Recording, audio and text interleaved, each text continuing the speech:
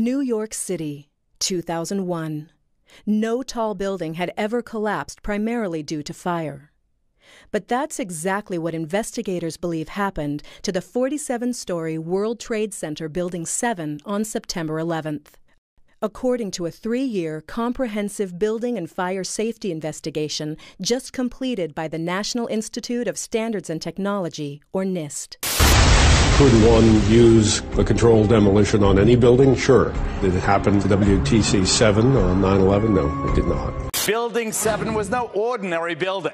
Among other key tenants, including several intelligence and law enforcement agencies, it also housed New York City's Emergency Operations Center. Have you had anybody come up to you and say Building 7? Have you had Building 7? No, oh, no. Walk around. Be on television a little more. You'll get the Building 7 guys. Let us never tolerate outrageous conspiracy theories concerning the attacks of September the 11th.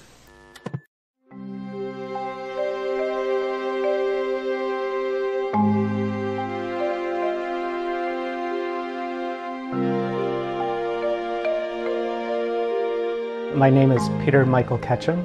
I was born and raised in Wisconsin.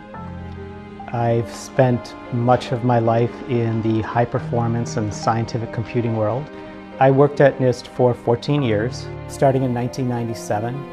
I initially joined the High Performance Systems and Services Division, and a few years later was moved into the Mathematical and Computational Sciences Division.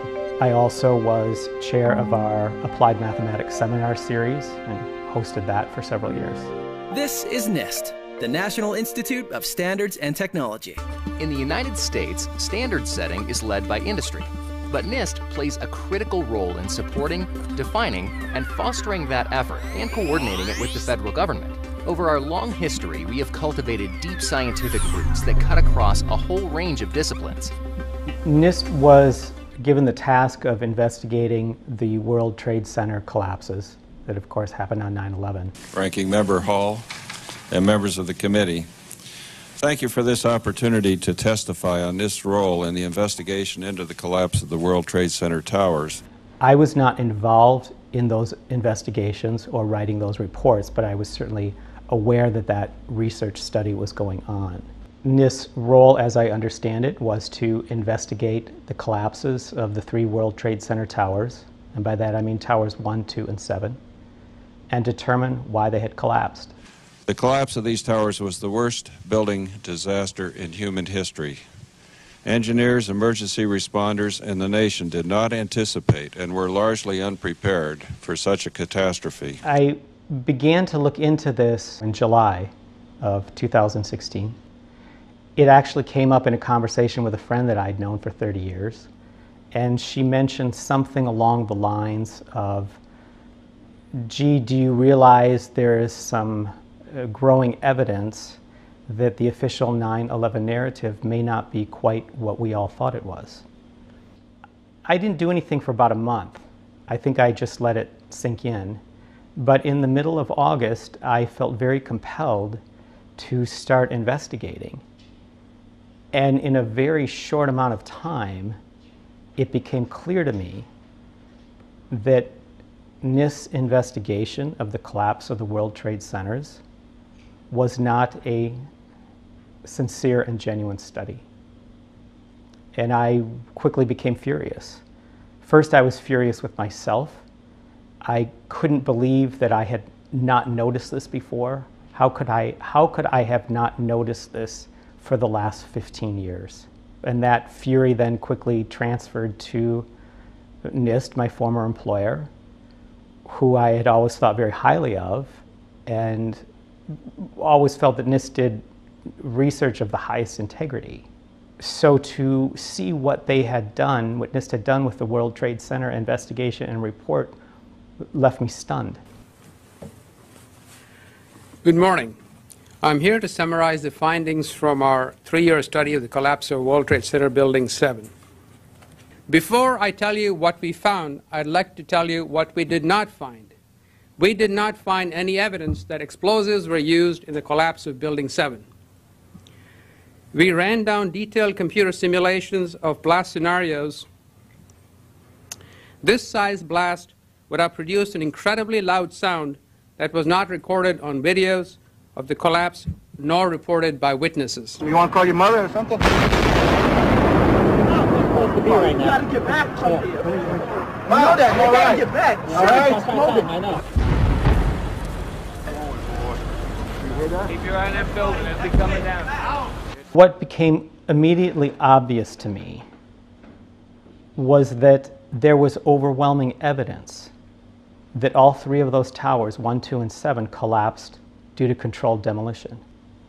And the NIST reports focused almost entirely on reasons due to fire and the associated plane crashes and jet fuel.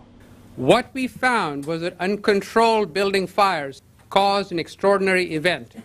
The collapse of World Trade Center 7 was primarily due to fires. What I saw was that the most likely cause, controlled demolition, was not investigated at all. In fact, it was dismissed in 1 or 2 sentences within the report. For the third time today, it's reminiscent of those pictures we've all seen too much on television before, when a building was deliberately destroyed by well-placed dynamite to knock it down. I turned in time to see what looked like a skyscraper implosion. It looked like it had been done by a demolition crew. The whole thing just collapsing down on itself. It was almost as if it were a planned implosion. It just pancaked. Dit is controlled demolition. Zeker weten. Zeker weten. Er is nagesprongen. Dit is in opdracht gebeurd. Dat heeft een team gedaan van experts. This is the first time that we're aware of that a building over 15 stories tall has collapsed primarily due to fire. What is special about Building 7, and I think why it has gotten as much attention as it has, is because it wasn't hit by a plane. So that cannot be used as a reason for why the building collapsed. Now, it did have some fires. They weren't terribly notable fires. They were rather modest, in my opinion.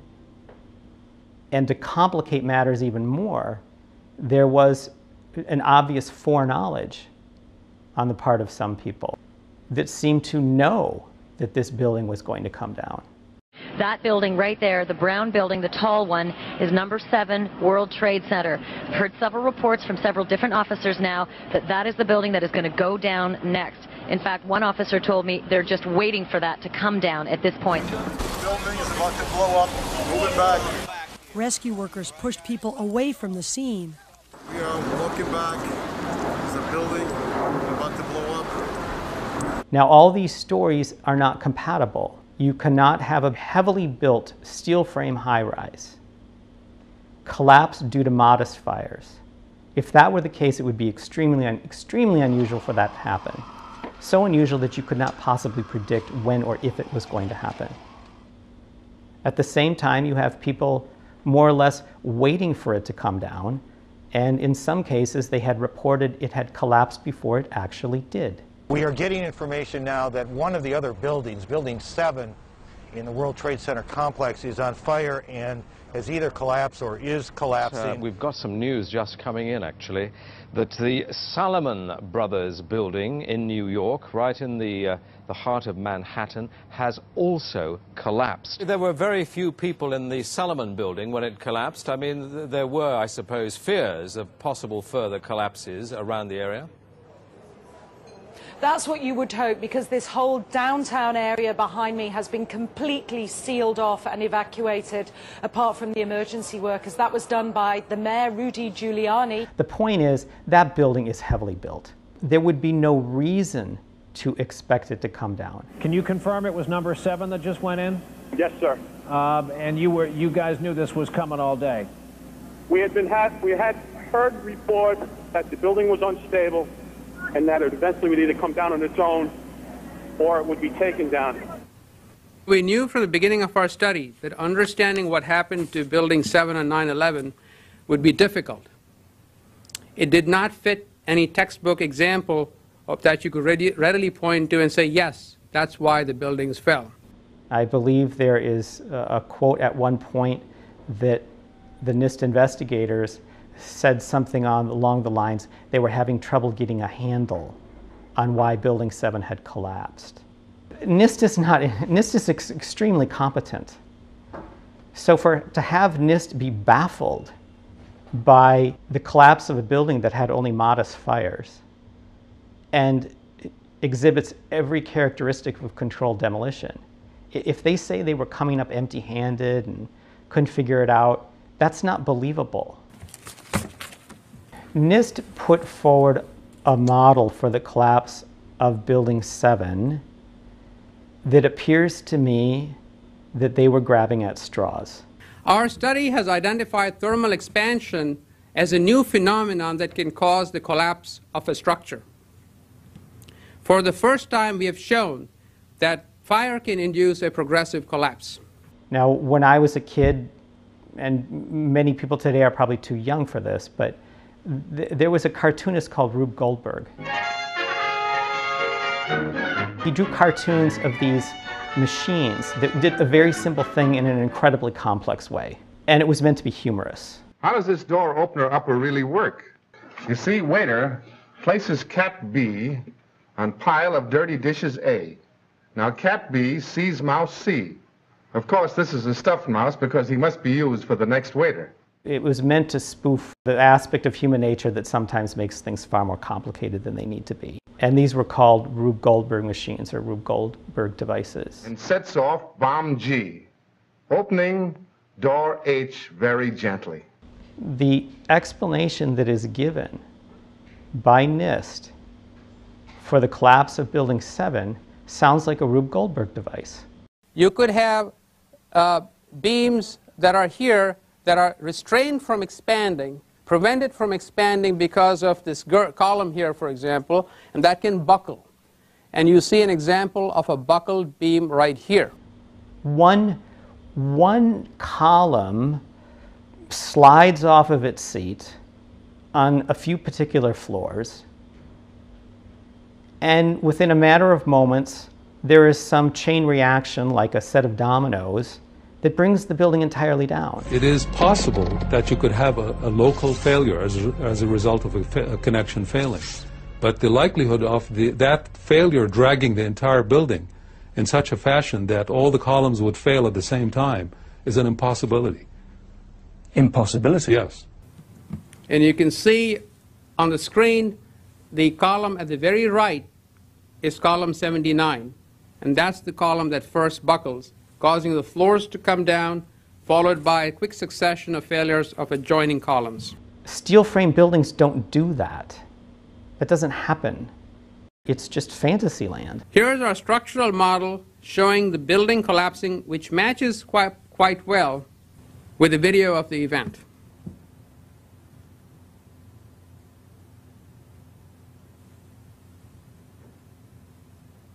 Does the model that NIST produced for World Trade 7 match what we actually saw? No. We heard this sound that sounded like a clap of thunder. It looked like there was a shock wave ripping through the building, and the windows all busted out. About a second later, the bottom floor caves out. The building followed after that. And, you know, I'm reminded of the old fairy tale of the emperor has no clothes. Everyone is watching the emperor go by and is being brainwashed to believe that the emperor has a beautiful set of clothes on when actually he's wearing nothing but underwear. The emperor has no clothes on! Now, what we see in the NIST model, first they only play the first few seconds of it. We only see a little bit of the building beginning to collapse. It is extremely atypical to build a computer model and create an animation of that model and to show only the first part of it. Why not follow through to the end? Where's the end? And what we do see doesn't match what we saw in reality.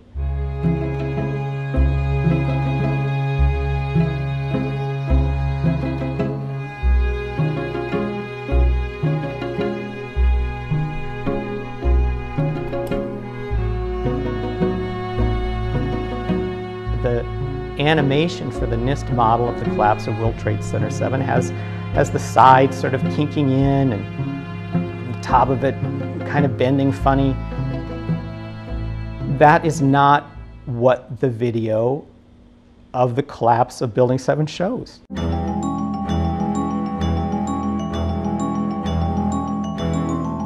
Building 7 came down almost straight down.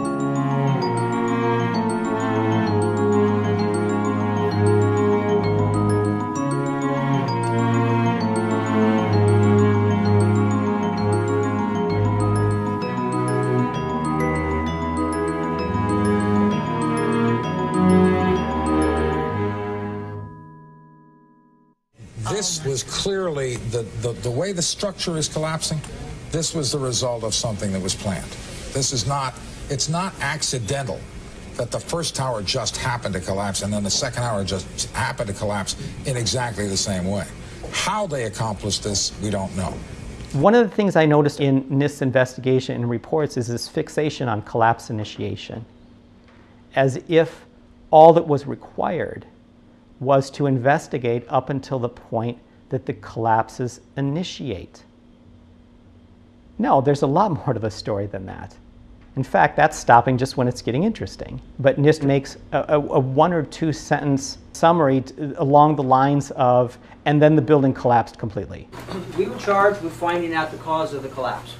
And we found what happened. I think we've scientifically demonstrated what was required to initiate the collapse. Once the collapse initiated, the video evidence is rather clear. It was not stopped by the floors below, so there was no calculation that we did to demonstrate that, what is clear from the videos. To investigate only up to collapse initiation is only doing part of the story and leaving out a great deal. No, it may be that something fell off the building. It may be that something has fallen. We don't know, to be perfectly honest. But that is what you're looking at, is the current, that's the scene at this moment at the World Trade Center. Dan Daler from ABC's Good Morning America is down in the general vicinity. Dan, can you tell us what has just happened? Yes, Peter, it's Don Daler down here. I'm 4 blocks north of the World Trade Center. The second building that was hit by the plane has just completely collapsed. The entire building has just collapsed, as if a demolition team set off. When you see the old demolitions of these old buildings, it folded down on itself, and it is not there anymore. That should be it. Thanks very much, completely collapsed. The whole side has collapsed? The whole building has collapsed. The whole building has collapsed? The building has collapsed. If the top of the building became unstable due to the weakening of columns, one would reasonably expect the top of the building to start to lean, start to creak, connections start to break, and the top of the building would simply fall off to the side and come crashing down on the buildings next door. And the rest of the tower would remain. That's what one would expect. Instead, we saw something quite different.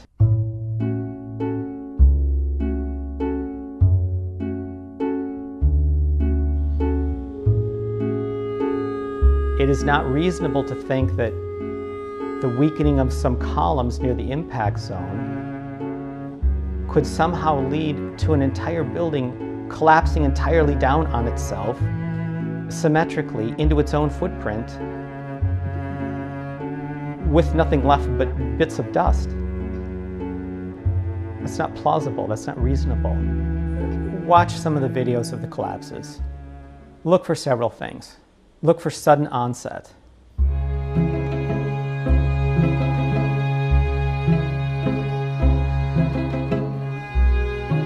When the collapses start, they happen very fast and they complete within 10, 11, 12 seconds.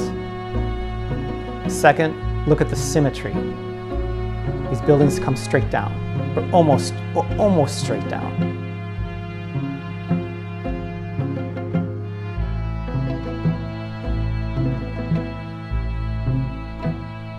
Asymmetric damage does not lead to symmetric collapse. It is very difficult to get something to collapse symmetrically because it is the law of physics that things tend towards chaos. Collapsing symmetrically represents order, very strict order. It is not the nature of physics to gravitate towards order for no reason. It will gravitate towards chaos. It is very difficult to get a building to collapse symmetrically. Mark Loiseau has been in this family business all his life. He knows what it takes to bring a building down. The largest steel structure we've taken down, which I think is still a Guinness record, is the J.L. Hudson building in Detroit.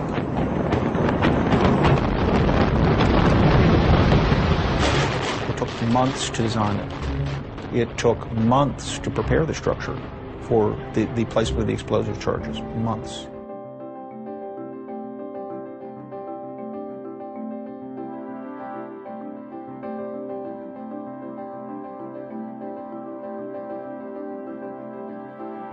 Third, look at the rubble that is left. It is not big pieces of steel, big chunks of cement. It is fine particles.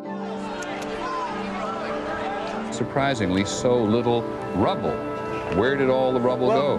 Concrete was pulverized, and I was down here Tuesday, and it was like you were on a foreign planet.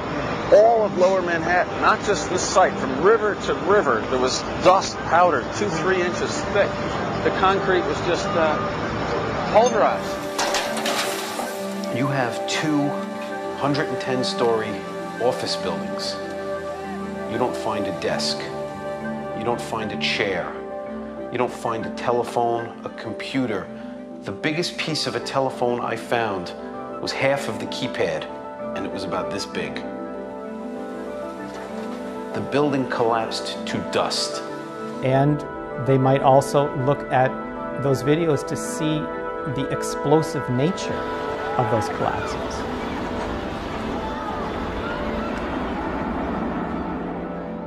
You can see essentially a wave of explosive demolition traveling down the building as it collapses.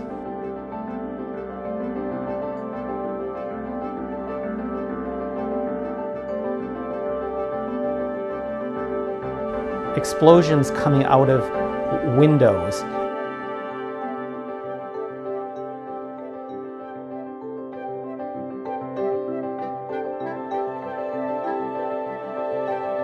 Huge chunks of steel perimeter beams flying hundreds of feet off to the side.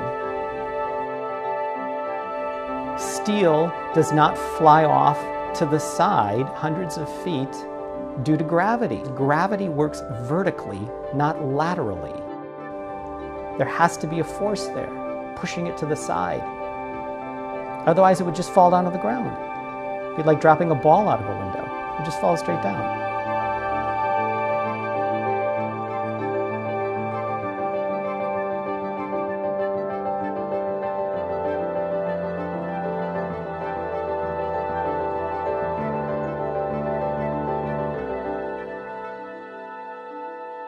Why did NIST issue a report that seems to do everything it can to avoid investigating the most likely cause, in this case being controlled demolition?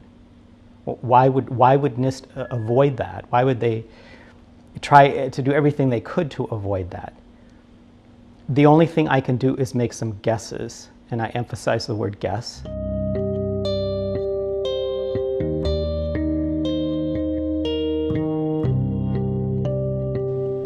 Perhaps they were coerced, perhaps they were pressured. I don't know where that coercion or pressure might have come from, but it is not typical of NIST to do anything short of excellent. NIST is extremely meticulous about their research, and by necessity they need to be. That is what they excel at. This report does not fit that pattern at all. We really have a new kind of progressive collapse that we have discovered. One thing I think to understand is NIST is a really excellent place to work. And for many of the people who work there, this is a really good position and they have a lot to lose.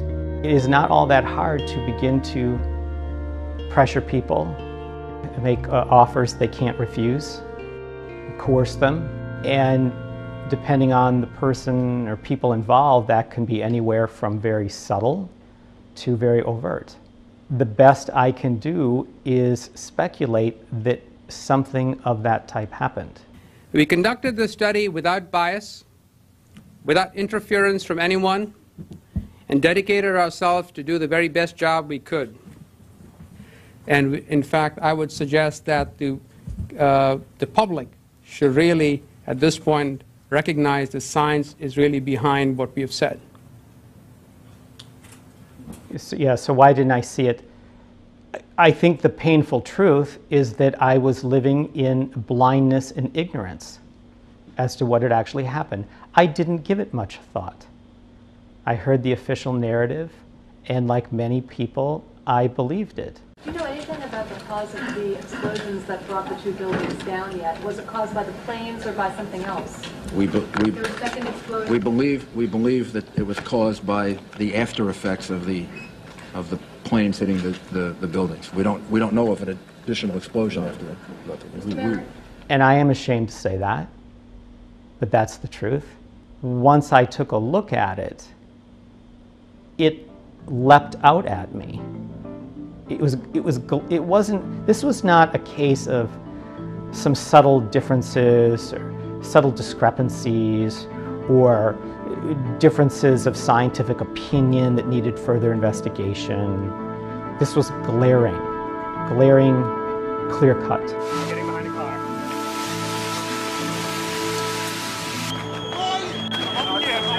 Don't have oxygen.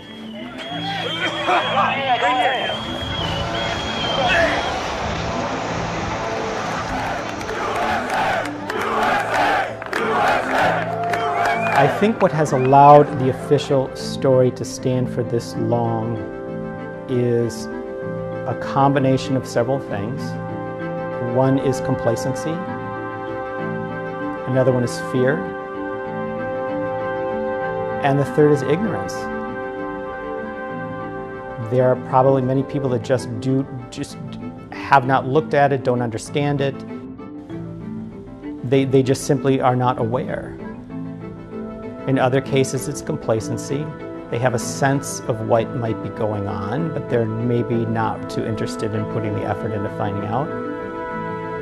And there could be others that have a very strong sense of what they think is going on, but they are gripped in fear, they're paralyzed in fear. The reason that I have spoken out about this is very simple. I spoke out because I believed it was the right thing to do. I have no other motive. It would be nice at this point if someone who is currently a NIST employee would also speak out, but that is up to each individual there to decide. What I am seeing is that with respect to the World Trade Center collapses, the official narrative is beginning to unravel.